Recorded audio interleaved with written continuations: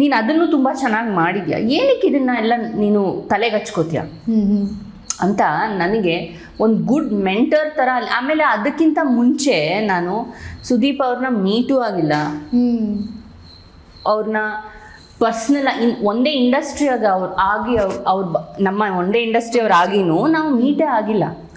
ಒಂದು ಸಲ I think ನಾನು ತುಂಬ ಚಿಕ್ಕವಳಿದ್ದೆ ಅವಾಗ, I think I was in school.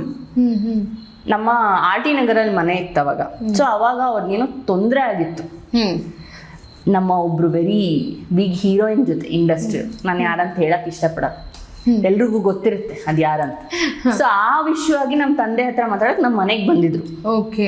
ನಾನು ಅವಾಗ ಲ್ಯಾಪ್ಟಾಪ್ ಅಲ್ಲಿ ಕುತ್ಕೊಂಡು ಏನೋ ಮಾಡ್ತಿದ್ದೆ, ನನ್ನ ಚಿಕ್ಕ ಹುಡುಗಿ 8th ಸ್ಟ್ಯಾಂಡರ್ಡೋ ಏನೋ ನಾನು.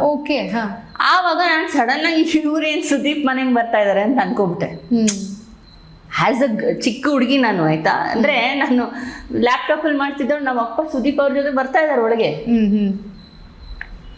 ಸೊ ಅವತ್ತು ನಾನು ಸುಮ್ಮನೆ ಮಾತಾಡಿಸಿದವ್ರು, ಅಂದರೆ ಹೆಲೋ ಹೌ ಆರ್ ಯು, ಅದು ಇದು, you are in this 8th standard, ಹಾಂ ಹೌದು ಇದು ಅಷ್ಟೇ. ಅಷ್ಟೇ ನಾನು ಅವ್ರು ನೋಡಿ. ಇನ್ನ ಒಂದ್ಸಲಿ ನಮ್ಮ ಅತ್ತೆ ಆ್ಯಕ್ಚುಲಿ ಅವ್ರ ಜೊತೆ ಆ್ಯಕ್ಟ್ ಮಾಡ್ತಾ ಇದ್ರು. ಯಾವ ಸಿನಿಮಾ ಅದು ಹೆಸರು ತಲೆಗೆ, ವೀರ ಪರಂಪರೆ, ಕರೆಕ್ಟ್. ಸೊ ನಾರಾಯಣ ಅವ್ರ ಜೊತೆ ಅಲ್ಲಿ ನನಗೆ ಅತ್ತೆ ಒಂದು ದಿವಸ ನನಗೆ ಬೋರ್ ಆಗ್ತಾ ಇದೆ ಬಾ ನೀನು ಅಂತ ಅಂದರು. ಸೊ ನಾನು ಅವಾಗಲೂ I was just in 10th or 11th ಅಷ್ಟೇ. ಇಲ್ಲ, ನಾನು ಸ್ಕೂಲಲ್ಲೇ ಇದ್ದೆ, ಕಾಲೇಜಲ್ಲಿ ಇರಲಿಲ್ಲ. ಸೊ ಅಲ್ಲಿ ಹೋದಾಗ ಅವರು ಇದ್ರು. ಸೊ ಅಲ್ಲಿ ನಾನು ಅವ್ರಿಗೆ ನೋಡಿದಾಗ, ಅಂದರೆ ಅವ್ರ ಮನೆಗೆ ಬಂದಾಗ ನಾನು ನೋಡಿದ್ಕು ಇಲ್ಲಿ ನೋಡಿದ್ಕು ಭಾಳ ವ್ಯತ್ಯಾಸ ಇತ್ತು ಅವರಲ್ಲಿ. ಅವ್ರು ಏನು ಗೊತ್ತಾ, ತುಂಬ ಸೈಲೆಂಟ್ ಆಗಿದ್ರು, ಅವ್ರ ಪಾಡಿಗಿದ್ರು, ಹಲೋ ಅಂದರು ಅಷ್ಟೇನೆ. ನಾನು ಹೆಂಗೆ ಗೊತ್ತಾ, ನಾನು ಹಂಗೇನೆ. ಸೊ ಅವರು ಹಂಗಂಗೆ ಮಾಡಿದಾಗ ಅಯ್ಯೋ ನನಗೆ ಇನ್ನೂ ಮುಜುಗರ ಆಗೋಯ್ತು. ನಾನು ನಮ್ಮ ಅತ್ತೆ ಜೊತೆನೆ ಹಿಂದೆನೇ ಓಡಾಡ್ತಾ ಇದ್ದೆ. ಆಮೇಲೆ ಒಂದು ಟೈಮಲ್ಲಿ ಮಾತ್ರ, ಅಂದರೆ ಒಳಗಡೆ ಟೀ ಟೈಮಲ್ಲೋ ಏನೋ ಸೀನ್ ಇತ್ತು, ಆವಾಗ ಆಚೆ ಬಂದು ಅವರೇ ಮಾತಾಡ್ಸಿದ್ರು ನಾನು, ಹಂಗೆ ಹಿಂಗೆ ಅವ್ರು ಇಂಟ್ರೆಸ್ಟೆಡ್ ಇಂಡಸ್ಟ್ರಿ, ಅಂದರೆ ಅವರು ಸ್ವಲ್ಪ ಓಪನ್ ಆದರು. ಅವ್ರಿಗೂ ಅನ್ಸುತ್ತಿದ್ದು ಯಾವುದೋ ನಮ್ಮ ಜಾತಿನೇ ಅಂತ.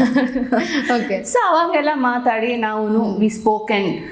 ಅವಾಗ ಇದೆಲ್ಲ ಇತ್ತು, ಏನಿದು ಈ ಬ್ಲ್ಯಾಕ್ಬೆರಿ ಫೋನ್ಸ್ ಚಿಕ್ಕದು, ಅವಾಗ ನಿಮ್ಮ ಪಿನ್ ಇಸ್ಕೋಬೋದು.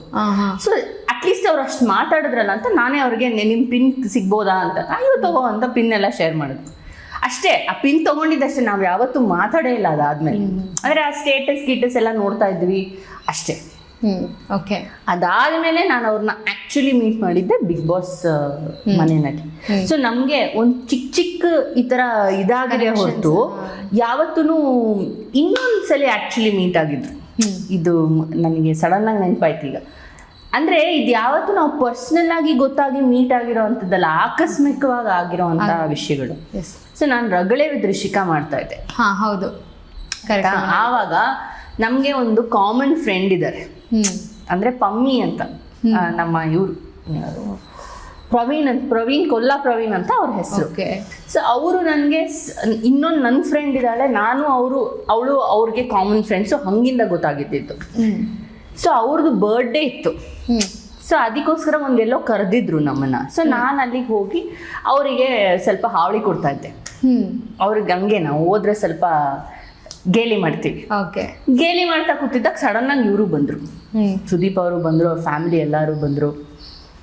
ಆವಾಗ ನನಗೆ ಹೇಳಿದ್ರು, ಅವರಾಗೆ ಬಂದು ಮಾತಾಡ್ಸಿದ್ರು. ಅವತ್ತು ಏನು ತುಂಬಾ ಒಳ್ಳೆ ಚೆನ್ನಾಗಿ ಮಾಡ್ತಿದ್ದೀರಂತೆ ಶೋ ಎಲ್ಲ, ರಗಳೆ ವಿತ್ ರಿಷಿಕಾ ಚೆನ್ನಾಗಿ ಆಗ್ತಿದ್ಯಂತೆ ಅಂತ. ನನ್ಗೆ ಅಯ್ಯೋ ನಿಜವಾಗ್ಲೂ ಖುಷಿ ಆಯ್ತು ಅವಾಗ, ರೆಕ್ಕೆ ಪುಕ್ಕ ಬಂದಂಗ. Because C summon from the industry is appreciating your work. ಏನಮ್ಮ ಡಬ್ಬಾ ತರ ಮಾಡ್ತಿದ್ಯಾ ಅಂತಂತೂ ಹೇಳಿಲ್ವಲ್ಲ. ಹೌದು, ನಿಜ. ಸೊ ನಾನು ಅವ್ರಿಗೆ ಹೇಳಿದೆ, ಇಲ್ಲ ಸರ್ ತುಂಬಾ ಚೆನ್ನಾಗಿ ಬರ್ತಾ ಇದೆ ಅಂದ್ರೆ ನಮ್ಗೆ ಖುಷಿನೇ, ನೀವು ಬಂದ್ರೇನೆ ಅದಕ್ಕೊಂದು ದೊಡ್ಡ ಇದಾಗುತ್ತೆ, ನೀವ್ ಯಾವಾಗ ಬರ್ತೀರಾ ಹೇಳಿ ಅಂತ ಕೇಳಿದ್ದೆ. ಇಲ್ಲ ಮಾಡಿ ಬರ್ತೀನಿ, ನಾನು ಕ್ಲೋಸಿಂಗ್ ಬರ್ತೀನಿ ಅಂತ ಅಂದಿದ್ರು. ಬಟ್ ದೆನ್ ಏನಂದ್ರೆ ಅವ್ರದ್ದು ನಮ್ದು ಡೇಟ್ಸ್ ಮ್ಯಾಚ್ ಆಗ್ಲಿಲ್ಲ ಅವಾಗ. ಅಂದ್ರೆ ಅವ್ರು ಕೊಟ್ಟಿದ್ದ ಡೇಟ್ಗೆ ನಾವು 16 ಎಪಿಸೋಡ್ಸ್ ಮುಗಿಸ್ಬಿಟ್ವಿ.